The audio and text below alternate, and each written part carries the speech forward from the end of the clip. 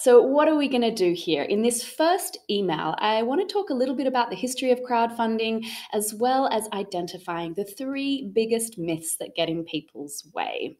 So, as I said earlier, I lead the support team here at StartSomeGood, and our job and passion is to help nonprofits, social enterprises, and community groups raise the funds that they, or you, need in order to make a difference in the world via crowdfunding. So, if that's what you're looking for, you are in the right place. Over the last decade, crowdfunding has snowballed in popularity. First, it was the creativity and technology sectors raising money to release films and albums, produce events, or launch products. But crowdfunding is not just for gadgets and entertainment anymore. Today, more and more social entrepreneurs and nonprofits and storytellers and community groups are using crowdfunding sites like Start Some Good to raise the funds they need to make a positive impact in their communities. So Start Some Good exists to help people, projects, and organizations make that positive impact by providing you with the tools, advice, skills, education, and support to enable you to succeed at crowdfunding the first time, because there is a bit more to it than just, kind of logging on and building a great campaign. Now, the good news with crowdfunding is that it is the most game-like and engaging form of fundraising, which inspires and motivates donors and gives you a great chance of success. It's a really nice complement along with other forms of fundraising, whether it's grants or approaching high net worth individuals, to go for that micro philanthropy approach, getting large numbers of people to donate smaller amounts of money to help you build community as well as raise money. The bad news is that 75% of crowdfunding campaigns fail.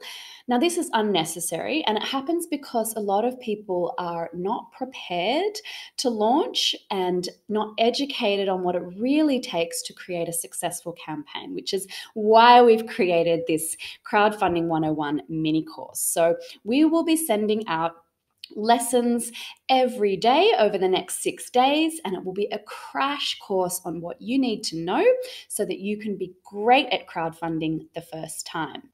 So you're going to be receiving emails on a wide range of topics, which include setting your goals, promoting your campaign, as well as offering rewards that people actually want. So today we're going to cover the most common misconceptions about crowdfunding, and there are 3 that I'm going to walk you through. So number 1, your supporters will find you by searching. Now, that is a big myth because most people actually don't wake up in the morning looking for ways to give away money. You can't just rely on putting your campaign online, no matter how well developed it is, and expect people to stumble upon your project and open their wallets and donate. This is a key mistake that people make. They think that crowdfunding is a passive way to raise funds, that it's all about just making a listing and people will come to you. In fact, it's about you going to them, inspiring them with your story and inviting them to support. So you need a great outreach strategy to get your link in front of your ideal donors. So that's myth number 1. Myth number 2 is that the biggest platforms give you the best chance of success. Now, this is a myth because some people mistakenly think that crowdfunding is a two-sided marketplace and that simply by listing your project on a big platform that donors will stumble upon you. Crowdfunding platforms are not donor communities. Crowdfunding platforms, and this is across the board, they are a tool set for you to build your campaign. It gives you a mechanism to receive the funds, and you need to go out and reach your supporters. So to give you a bit of an idea, the success rates on some of the leading platforms by percentage are, on Start Some Good, you have a 53% chance of success. Indiegogo, you have an 11% chance of success, and Kickstarter gives you a 31% chance of success. Now, why is our success rate so high on Start Some Good? Well, we take great pride in helping projects succeed.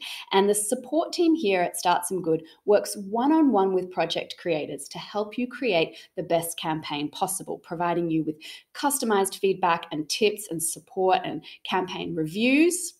And our tipping point fundraising model combines the best elements of keep what you raise and all or nothing approaches. So it enables you to set your minimum fundraising target, which enables you to lean into that game dynamic. If you don't hit your tipping point, no money changes hands. And then your second goal is keep what you raise. So anything above your tipping point, as you're chasing towards that second goal, your stretch goal, is yours to keep. Finally, the third reason why we believe our projects have the highest success rate is that our community is contextual. So with many people around the globe, all of whom are inspired to support projects which make a difference. It's a cause crowdfunding platform, so you'll be in good company.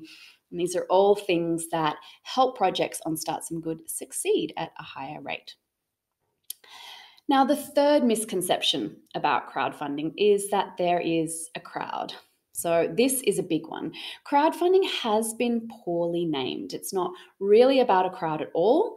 It's about your relationships, your community, your outreach, and your storytelling. So there isn't an anonymous crowd out there online just waiting to shower your project with money. Sorry, we wish there was, but there are communities of people who share your passions and beliefs. They're connected to you already through social media and other networks, and they are generous to projects that align with their values. So it's just a matter about finding those people, convening them, and inviting them to support your project. So your biggest mission is first to identify who they are, where they are, and reach out to those communities to share your dream and your vision. So that's it for the first lesson, a bit of an introduction to those three biggest myths or misconceptions about crowdfunding. Stay tuned because the next lesson is going to be all about our 5 C's approach to crowdfunding success.